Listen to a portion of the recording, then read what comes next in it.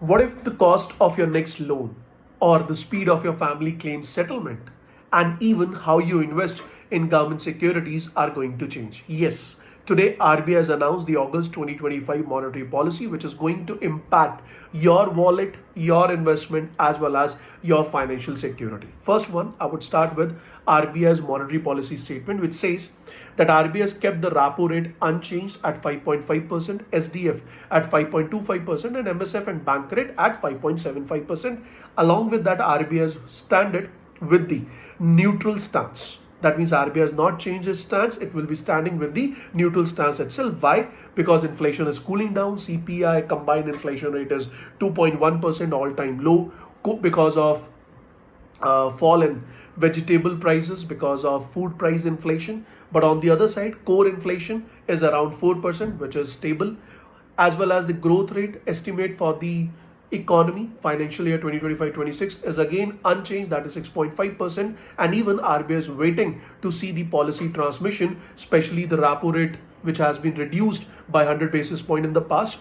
RBI is still waiting to see its transmission in the economy.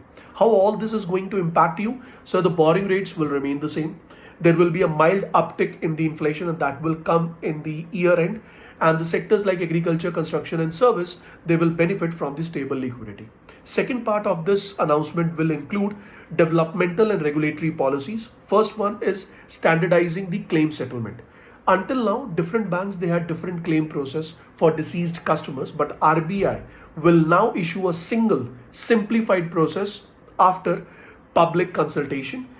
This is done basically to reduce the hardship for families and improve the service trust, and undoubtedly it will faster the release of funds, fewer legal disputes, and it will come up with a better financial inclusion for the dependents. Second point, under the developmental and regulatory policies will be auto bidding for T-bills, which means investors, they can now set automatic bid for buying or investing in treasury bills.